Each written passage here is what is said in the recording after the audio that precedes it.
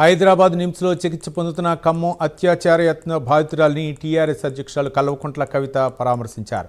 ఖమ్మంలో జరిగిన ఘటన హృదయ విదారకరమని ఆమె అన్నారు. ఈ ఘటనకు బాధ్యుడైన వ్యక్తిని కఠినంగా శిక్షించాలన్నారు.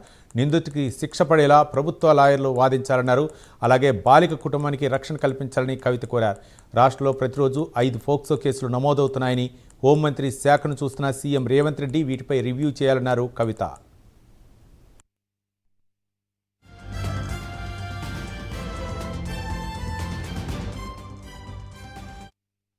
జరిగినటువంటి హృదయ విదారకమైనటువంటి ఘటన ఆ తల్లిదండ్రులను చూస్తే నిజంగా గుండె తరుక్కుపోతా ఉన్నది.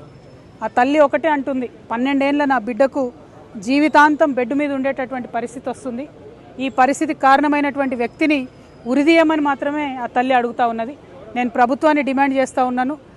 ప్రభుత్వానికి సంబంధించినటువంటి పెద్దలే మధ్యవర్తిత్వం చేసేటటువంటి ప్రయత్నం చేస్తున్నారట.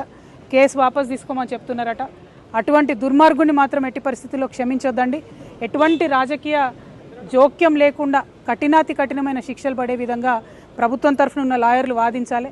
ఒక మహిళగా, ఒక ఆడబిడ్డగా అప్పటి వరకు మా కళ్ళ ముందు ఆడుకుంటున్నటువంటి చిన్న పాప బిల్డింగ్ మీదకి వెళ్ళి పడితే మొత్తానికి మళ్ళీ లైఫ్లో నడవలేదని డాక్టర్లు చెప్తుంటే ఎంత దారుణంగా ఆ తల్లిదండ్రుల పరిస్థితి ఉందో ప్రభుత్వం ఒక్కసారి మానవీయ కోణంలో ఆలోచన చేయాలి. ఖచ్చితంగా ఆ పాపకి బయటకు వచ్చిన తర్వాత కూడా